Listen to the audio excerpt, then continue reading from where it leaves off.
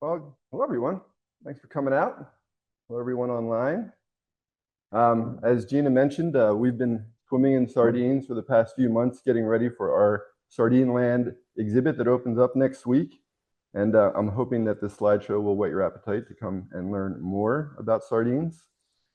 The sardine industry is made up of many aspects, and our photo archive is rich with imagery that goes through most of the 100 years that it was really thriving. And it was made up of a whole bunch of different aspects.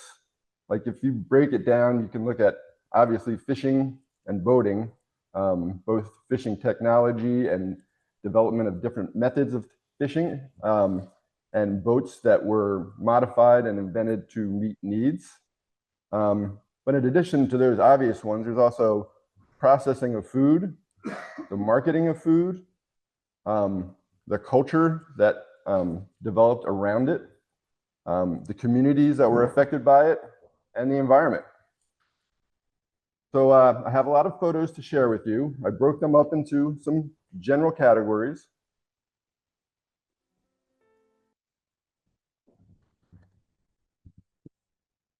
And hopefully it'll make sense as we go along. First thing, though, that we should clarify, and you'll hear me saying both herring and sardine as we talk. The fish that we catch here in Maine and call sardines are actually herring.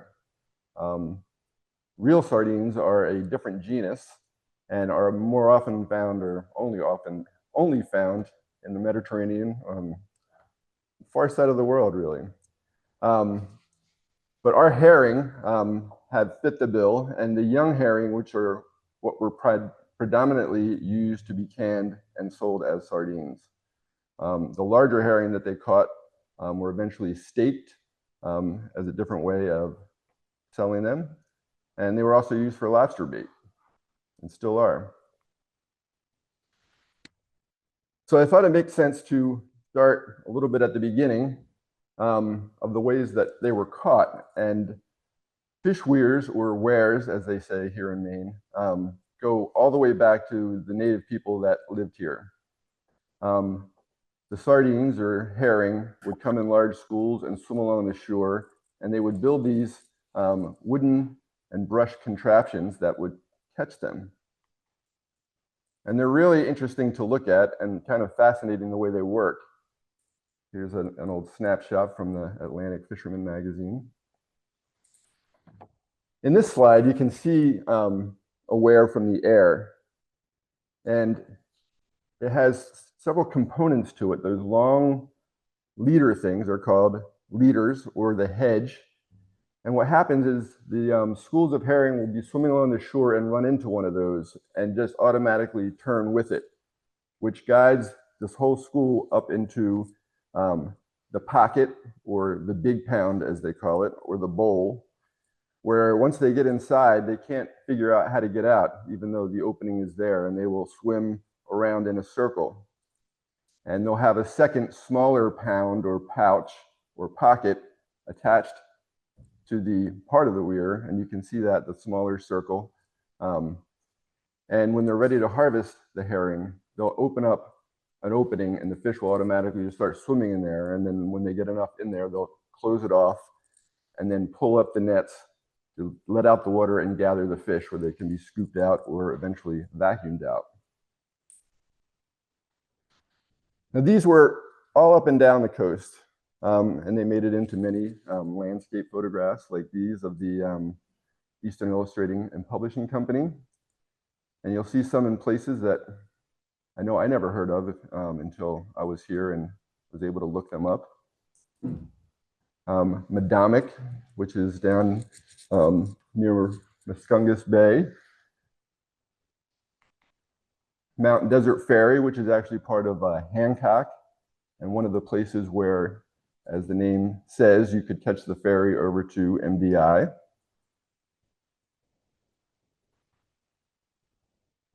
Starboard.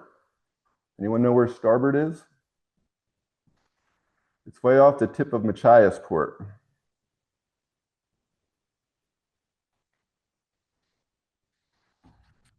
So does anyone recognize this scene? Do we know what we're looking at?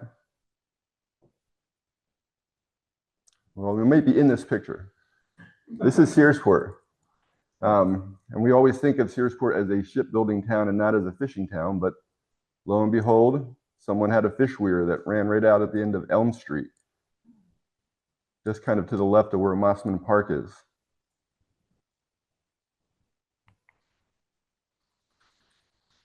Here's another aerial of a fish weir taken by Elliot Ellisofen out on Vinyl Haven.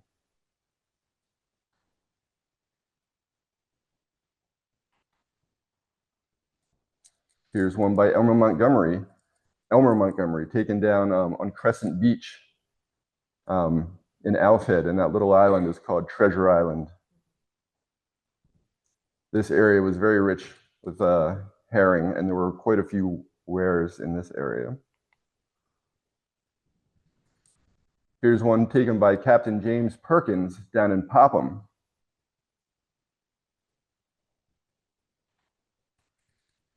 And they appeared on colored lithograph postcards like this one of Castine.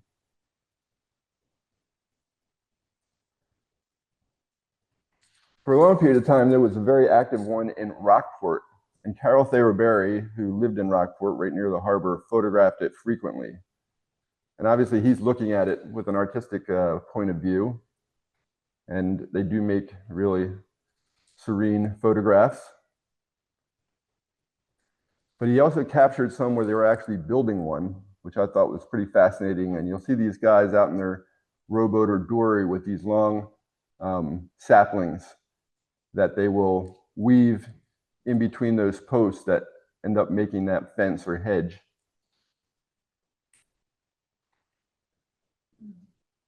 Not a small undertaking. So this Wadsworth Weir was run by a guy named Harlan Hurd and his family, and they operated it for years.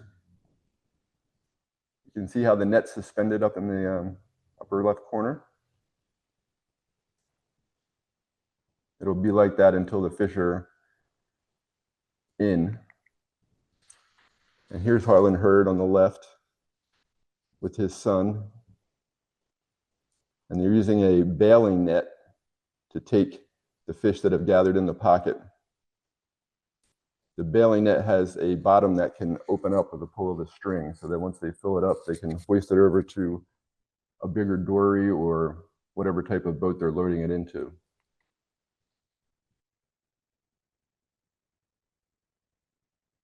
So weirs, believe it or not, were one of the main ways that were used to catch sardines all the way up until like the 1970s and 80s. But during that time, probably maybe from the 40s on, they started using a different method called stop seining. And stop seining is kind of like a movable weir. And then they also eventually moved on to purse seining when the herring stopped coming inshore and they needed to go more offshore to catch them. In this photo, this is what all of us that work here feel like right now, like we've been immersed in fish for the past 3 months. For one of Costi Rahoma's stories for Life magazine, he drew a diagram that shows what a stop seine looks like. And what is happening is there will be a cove, and they will take a net that they will run across the mouth of the cove and shut it off, trapping all the fish that have gathered in the cove. Obviously, they don't do that until they know the fish are in there. And once they're trapped in there, they will wait a few days to let the fish finish digesting, because once the fish know that they're trapped, they'll stop eating. And then they'll digest all the food that's left in them, because one of the big things when they caught them is that they did not want them to have a belly full or a colon full of waste. So they would want them to have an empty stomach. And then once they were ready to capture, this also had a pocket on it, sort of like a weir did. And they would put the pocket on the end, And usually at night, they would open up the mouth of the pocket and the fish would just automatically swim in there, and they would wait until they had enough. They used a long stick that they would stick down into the school of fish, and they could sense the fish bumping this stick. And depending on how many bumps they were feeling, they knew whether or not they had enough fish in there to stop it off and haul it. So this is what it kind of looks like from the air. And that big area that you see is the pocket itself, and those ends that spin off of it go to either end of that cove. So once the fish were gathered in there and pulled up, they would either load them into dories, but ultimately they would be, in the later years, loaded into a sardine carrier, and that's what you see in the bigger boat toward the back. And actually, there are 2 sardine carriers there. And they were able to actually pump, using suction, the fish out of the pocket. And here's another amazing shot that shows the fish being gathered in the pocket as the sardine carrier is starting to pump them out. So Casti would often get up in the air with his friend and muse, George Curtis. George was an artist, and he also flew spotter planes for the sardine industry. Casti was known to bring six packs of beer with him and throw the empty bottles out the window of the plane. Oh, that Casti. One of the bigger sardine outfits out of the Port Clyde area was a Hugo Leitinen, who was also a Finnish guy and a friend of Casti's. Often the sardine spotter planes would be working for Hugo. And this is Hugo's crew out stop staining a cove and looking at a girly calendar, it seems.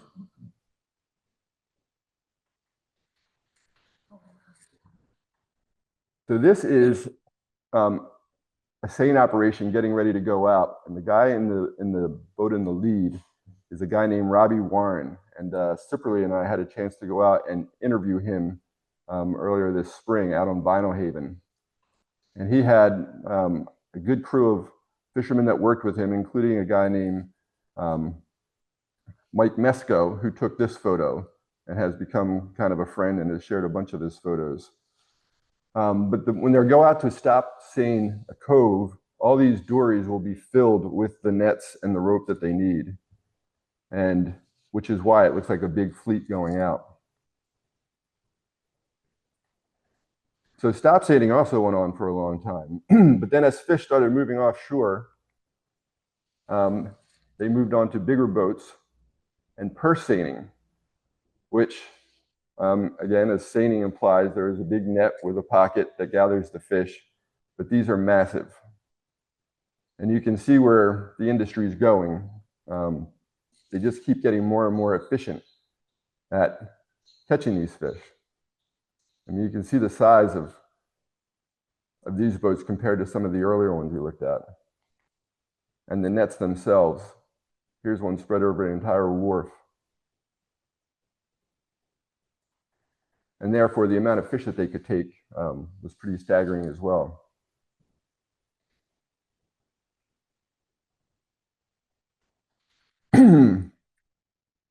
Now, there were different types of boats that were used in the fishing of sardines. And in the earliest days, they would be typically fished out of a dory and then loaded into a sailing sloop type boat. No engines yet. And probably for the first 75 years of herring fishing, they were doing it without engines. That really adds another layer of difficulty and skill needed to be able to catch them. But often they were emptying weirs. And it created scenes like this. This is up in between Lubeck and New Brunswick in Passamaquoddy Bay.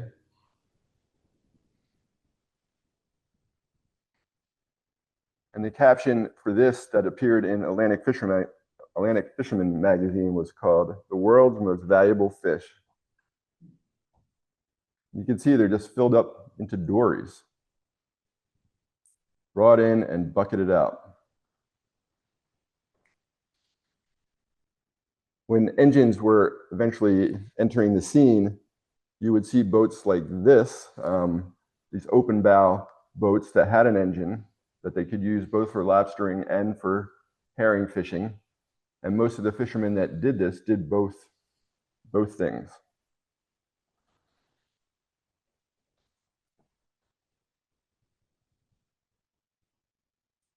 And this next one is Eastport. And those are carrier schooners, the Helen McCall and the Sylvia W. Beale. And I believe the Beale is still sailing today. I actually went on a whale watching trip with her up in Lubeck many years ago. But as engines started entering the scene, the types of boats changed. They interestingly kept the masts, but also had an engine. And I guess, and I would not be the right person to explain this, but I guess they were able to take advantage of the wind when it was available, but they weren't dependent on it. And probably easier to sail when they were empty and motor when they were full.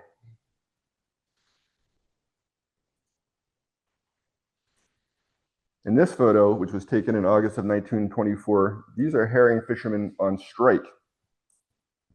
It was taken by a photographer named Alfred Eldon, who made many of the early photographs in Atlantic Fisherman magazine. And the cost of these three different sardine carriers that are pictured on the left, the first one cost $10,000 and the next two cost $15,000 each in 1924. They include the Alice, which was built in 1911 by Frank Rice in East Booth Bay, and the Patrol, which is in the center. And she has a dory on her back. Actually, all three of them have the dories on them. So they came in, as you saw, in dories and carrier fulls of fish, and this is how they would go out.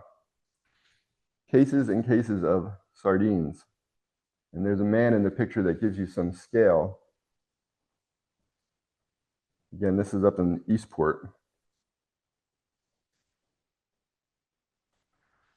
So getting closer to post-World War II, it began a boom of sardine carriers. And they could be the subject of an entire talk. And in fact, they were this last week. So I'm not going to spend a ton of time on them, but I definitely wanted to talk about, or at least mention two of them. And I'll start with the Jacob Pike, which is very well known these days and has been well known for a long time. This was it on its launching day in April 28th of 1948, or I'm sorry, 49. She was 83 feet and built by Newbert and Wallace down in Thomaston. They built quite a few sardine carriers, including the Jacob Pike's sister, the Mary Ann.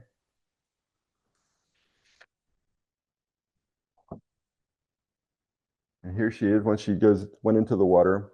I heard a recent interview that described when she was sitting on the rails, they had I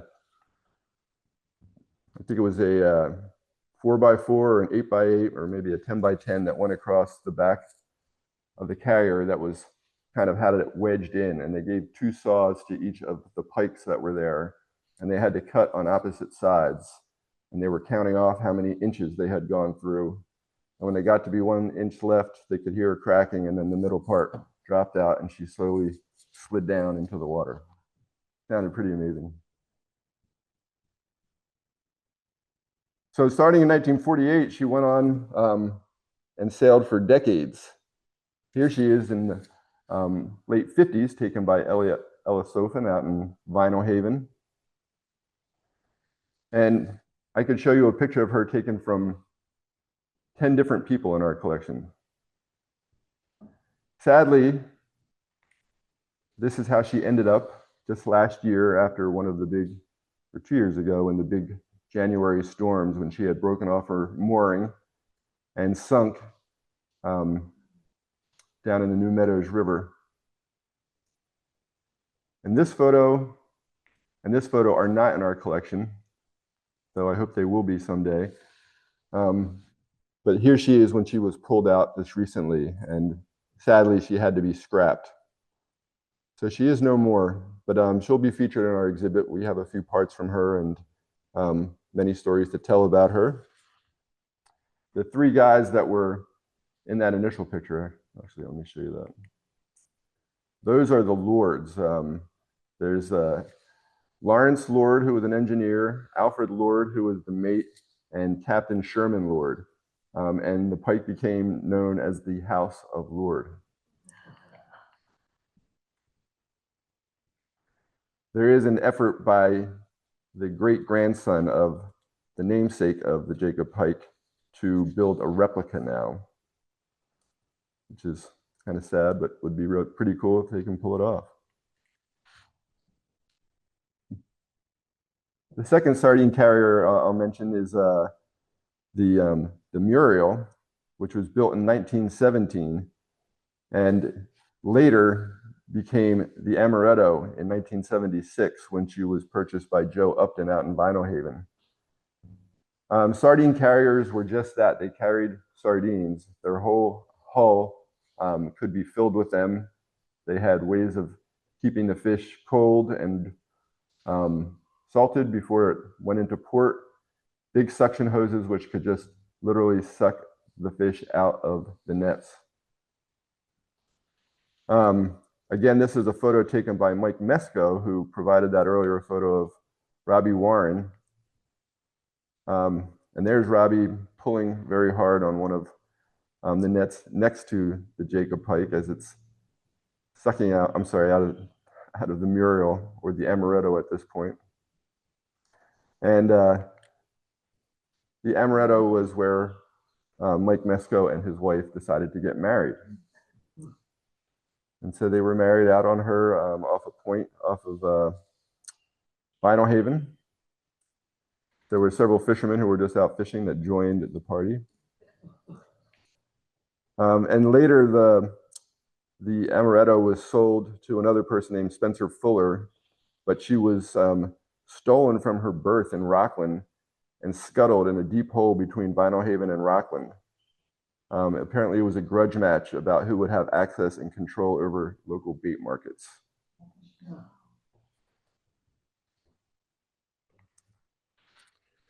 So this is another like little one-off story, but in 1962, in Greenland Cove, which is a little cove near Bremen, where Red Boutelier lived, they stopped off Greenland Cove in mid-May, and Greenland Cove is, actually we'll use this.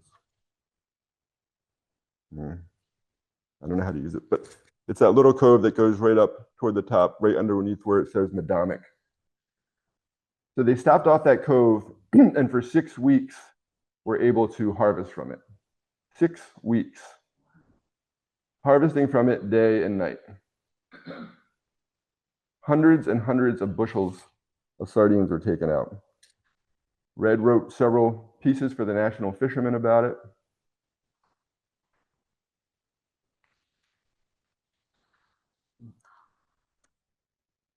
And interestingly enough, the sardine carrier here is the Muriel, who I just showed you in a previous photo. It went down as one of the legendary catches of herring. In this photo where all these guys are really hauling back, they include, and these are some great local names, Caleb McLean, Levi Hupper, Donald Riley, and Harold Biscuits McFarland.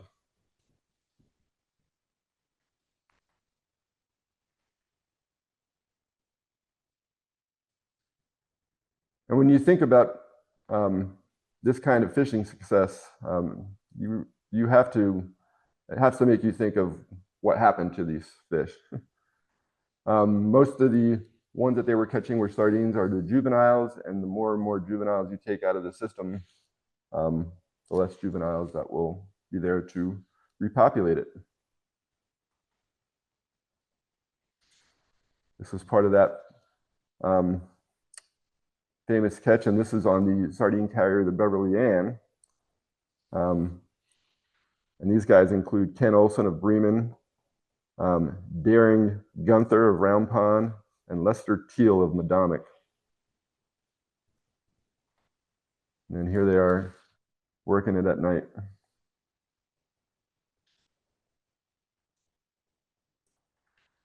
Another aspect of sardines that many people aren't aware of is that their scales had their own value.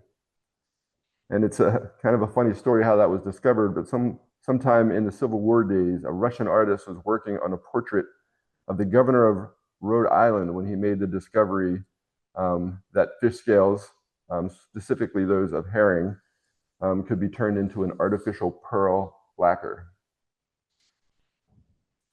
And a little sub-industry was born. This is from this is one of our collection pieces, and it's a jar of phosphorescence made from herring scales. This is one of the machines that they would use to remove the scales. And they had different methods of doing it. Here's one that was outside that was doing the same thing, where like a sluice way that they would somehow sift out the scales out of the water. Here's even a bigger operation going on up in New Brunswick, taken by Carol Thayer Berry. And those are buckets of fish scales. And you can see in this photo how the scales are being separated as the fish are being sucked out of the net. They're killing two birds with one stone.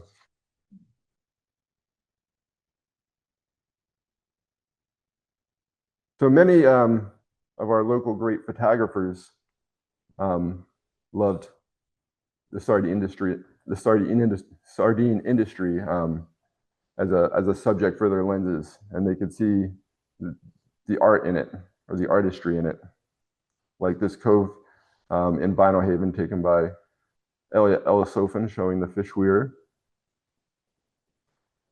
or a couple of the workers working on a dock in Vinyl Haven in 1957. And you can tell when a photograph is taken by a great one. It's different. It just stands out.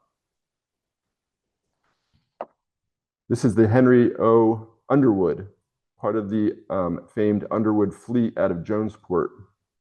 And they came in to stop seine a cove in Vinyl Haven. These guys probably had no idea that a Life magazine photographer was photographing them as they were bailing out this net.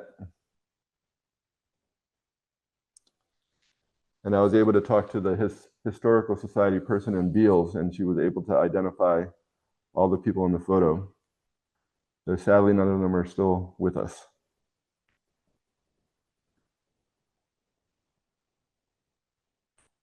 They always have a way of getting the birds in the right places.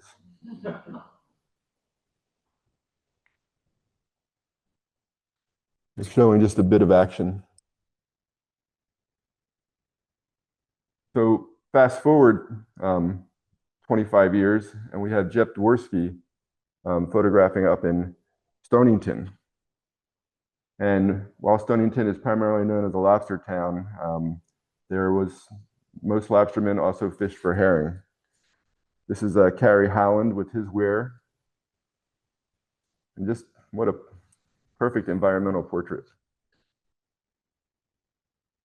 These guys lived rough lives. This is Jeff and his son Justin Boyce heading out to put dories out to stop seine a cove. And Jeff noted that when you were going to do that, you went out the day before and you anchored a dory or two in that cove, which told other fishermen that you were going to stop that cove off.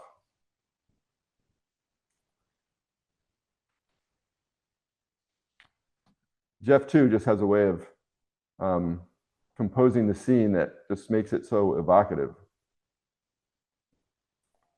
And I love how in this scene, all the different generations are represented.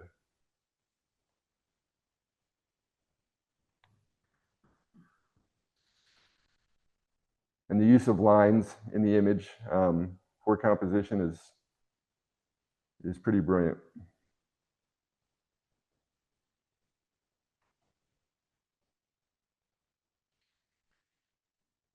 This is the sardine carrier Ida May pumping out the pocket from Pickering Cove, which is where these guys were putting up their seine. And this is, as Jeff said, Old Man Boyce. It was his crew.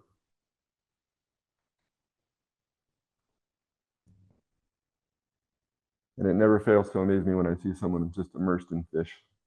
So now we'll take a look at the canneries.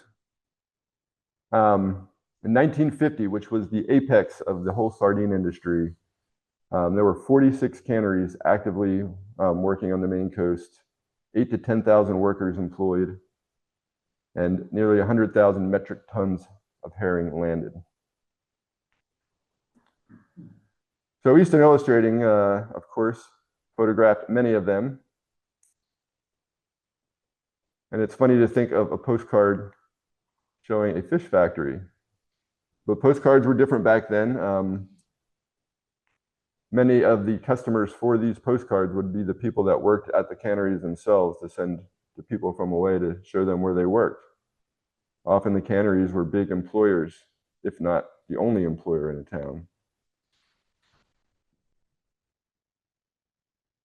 And though these kids are nicely dressed, they were probably not child labor. There definitely was child labor going on.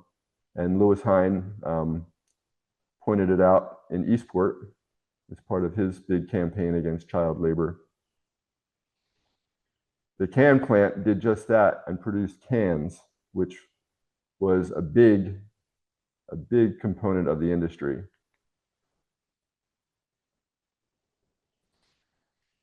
And North Lubeck actually had more canneries than Lubeck proper. So if you go there now, you just feel like you're on a road and you never feel like you are in a place called North Lubeck, because all of this is gone. These sardine cottages were not for the fish. They were for the people that worked in the canneries. And often the people would have to spend a lot of time at the canneries and would come from miles to get that work, and so would need a place to stay. Quite modest, as you can imagine.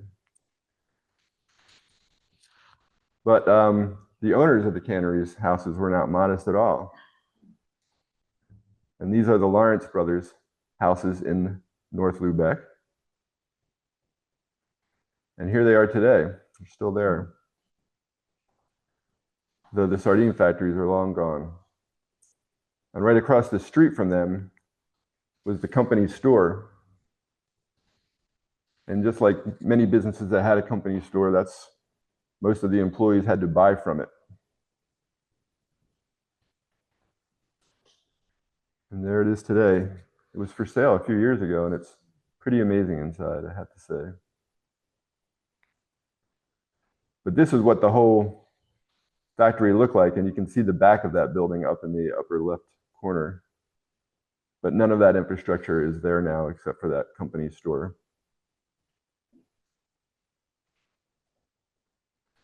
This was the sardine factory in Port Clyde that actually went up in a major fire in the 1980s. In Prospect Harbor, which was the home of the last sardine cannery.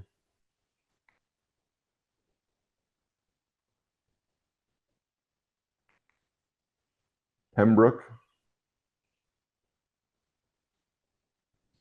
and even in Belfast. And here is the cannery being built down on the waterfront. And here it is after it's built. And it actually operated until almost till 1990. And this is more the fate of most of those places where canneries were. They've been repurposed.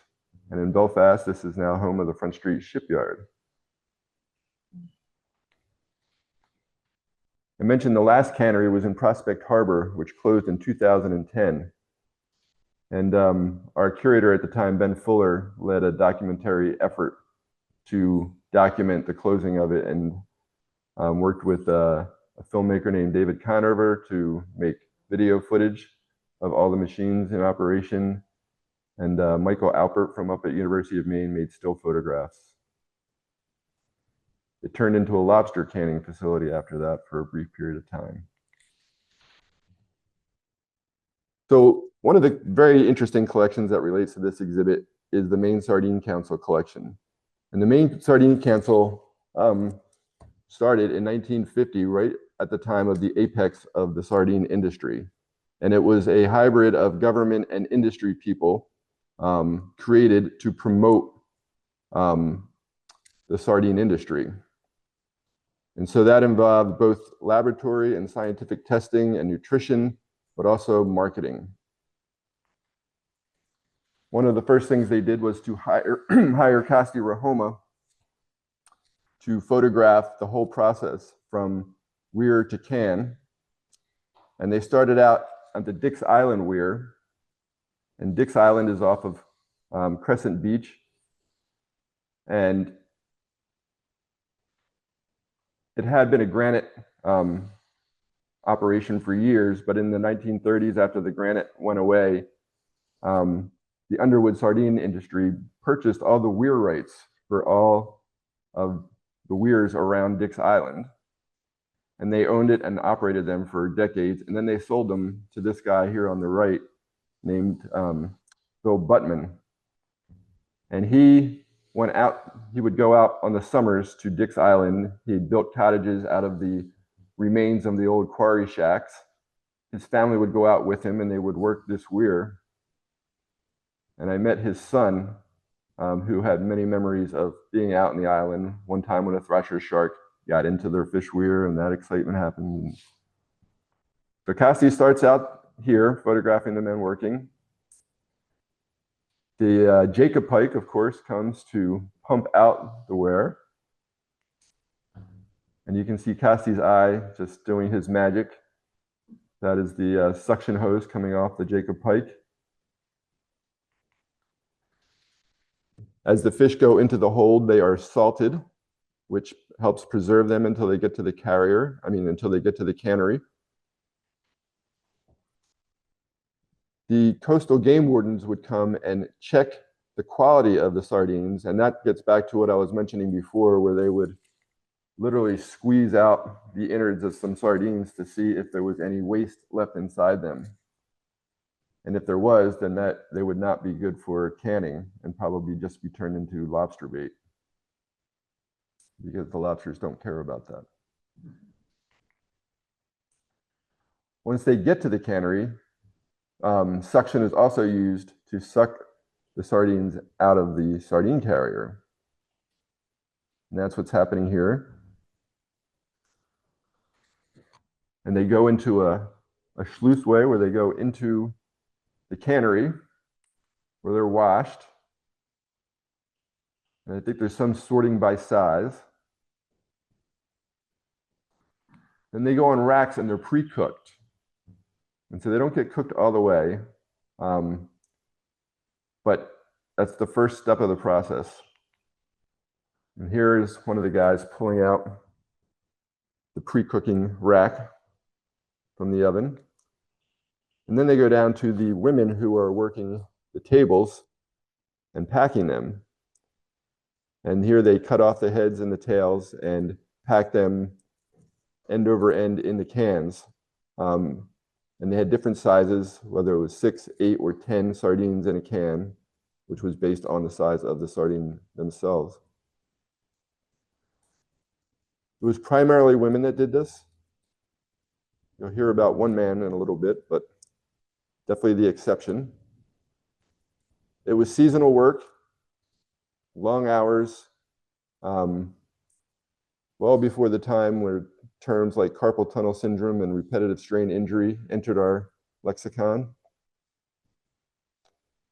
And they had the choice of either being paid by the hour or by being paid piecemeal, which encouraged them to can faster. So really fast packers could make 2, 3, 4 times minimum wage just because of how fast they were. There's wardens again. And once the cans are packed, and they go back into a kind of a conveyor belt that puts them through a machine that will add a squirt of mustard or olive oil or a whole range of different condiments that would be added to the cans, and then a lid would be put on them. And then they would be cooked again, which would pressure cooked, which would actually seal the cans and get them ready for distribution to stores.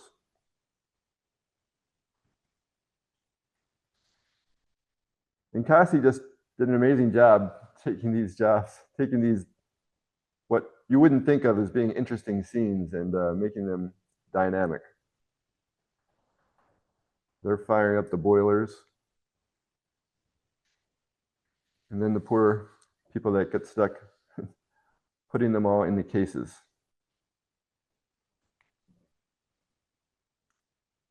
And then they're ready to be shipped out. And then the waste can get the heads and the tails, and the rejects go to lobster bait. Now these next two pictures are from that last cannery in Prospect Harbor, taken by Sam Murfitt in 2010. And it was different, but not all that different. But by this time, in 2010, there were men sardine packers, and they were still being packed by hand. But that's a pretty great photo of them coming out of their cooker. So the Sardine Council had a headquarters up in Brewer, and they had a research lab and quality control testing facilities, kind of modest building, to say the least. They did have a company car. And a cooled word processor. And this kid was running the show. And he grew up to be this guy. And this guy was the head of the Sardine Council for a great many years. His name was Jim Warren. But they would do testing, nutritional testing and quality control testing. And this collection contains many pictures of scientists in their white coats in the labs, and also in test kitchens, working up different flavorings that could go with them. If you look closely at the guy in the middle, he's smoking a cigarette. When you think about, Michael mentioned his hands weren't clean enough to work in the factory, but I think many people smoked, and I think the ashes just went everywhere.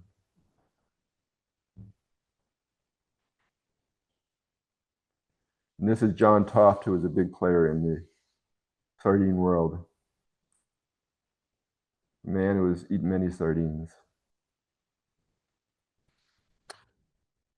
And one of the fun parts of this collection is the way that the council went about promoting sardines. They would go to fairs and other gatherings and have booths like this where people could go up and taste and learn nutritional factoids about them. They would have displays in grocery stores. They made up a comic book, Ricky and Debbie in Sardineland. They did big celebrations when they would open up a new plant or research facility. Notice the creepy guy with the giant can opener.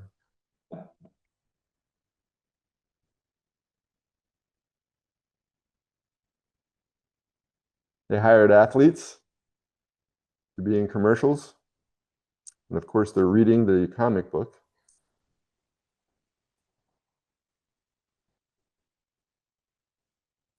And they hired models to do cheesy photo shoots.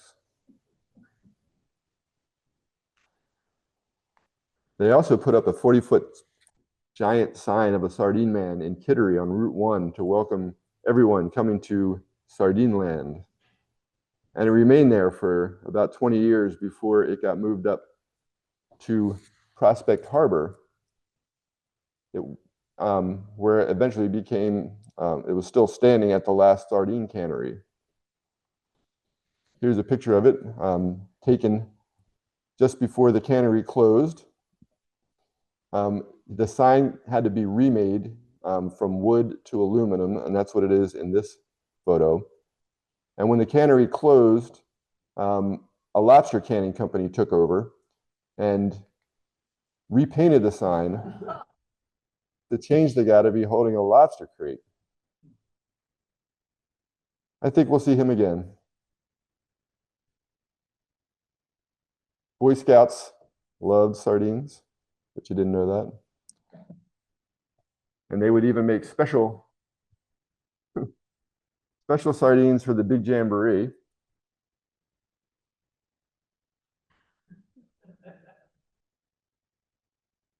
I was in the Boy Scouts for 1 year and I never ate a sardine.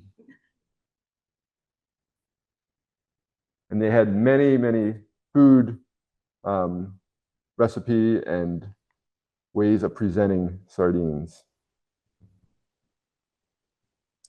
Some of which, and if you come to our Sardine Fest in October, you'll be able to try. And we'll close out the show with one of my favorite parts of the whole Sardine Council. They had a really ingenious idea of having sardine packing contests at the Lobster Seafood Fest in Rockland, where they would invite the fastest packers from all the canneries on the coast who would then gather and compete on a stage in front of bleachers full of people. And it was quite a scene, and it ran from 1970 to 1983. But in 1953, this is early in Sardine Council, this, her name, what's a great name? Hattie Scholes of Rockland. She was born in 1876, and this is her in 1953. She was retiring from being a lifelong sardine packer, and they decided to make a big deal about her, and they sent her to New York, and she was on a show called What's Your Line?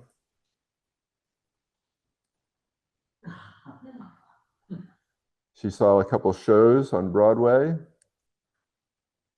Much to her dismay, they brought her to a burlesque show too. But it wasn't until 1970 where they decided to make the sardine contests a big thing. And in the first one, they went the whole distance to cover it and call in the news companies and made a big deal about the people that were involved. This was like pre-contest where the women are taping up their fingers in anticipation of cutting fish, part of their daily preparation when they were working. And then they would have their name announced as they ran out of the tent and went up to their packing station. Men would come out with tubs of fresh sardines and pour them in a pile in front of each woman. But look at this spectacle. And they would have 8 minutes to pack. And whoever packed the most they had 2 rounds. And so they had the first round, and I think they had 3 or 4 finalists that then went into a final round the next day. They took many photos of their hands appropriately.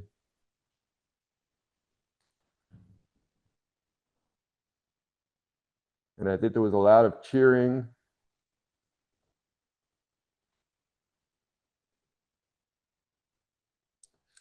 So this woman that we're looking at is Rita Willie.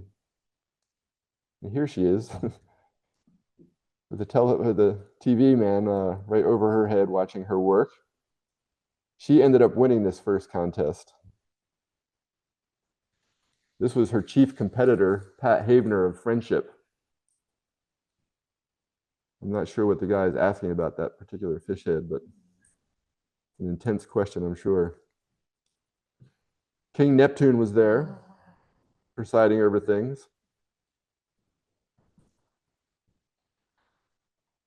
And Rita was the winner. Look at that trophy. Quite a big deal.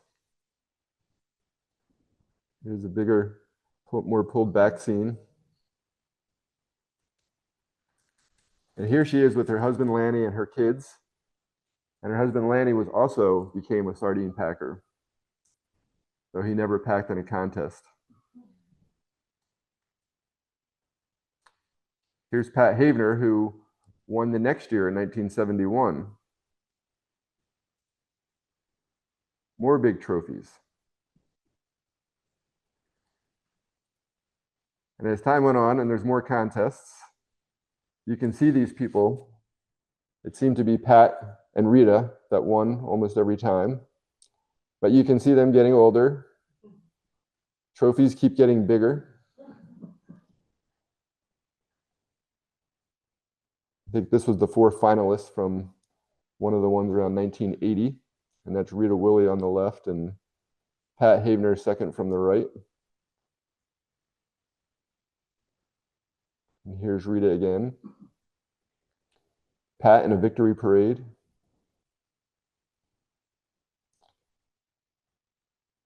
More Rita, more Pat.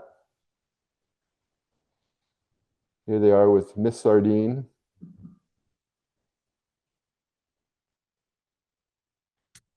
But by winning these contests, she became quite a celebrity. This is Rita Willie in 1970 going on What's Your Line? Meeting with Governor Muskie. Being presented a silver bowl by Sports Illustrated. Meeting Senator George Mitchell. And being on Real People TV show. And these last 2 photos of the program, I think, are kind of telling. This is Rita and Lanny when they first started working in a sardine cannery. They were both 18 in 1956. And here they are at the end of their careers, probably around 1990, still packing. We'll have footage of Rita this summer in packing contests, and we'll also have her appearance on Johnny Carson to show. And Rita has just recently donated her trophy collection to us, and those will be on display along with a lot of her memorabilia. So please come next week or whenever during our season. Come many times, and I think you'll enjoy it.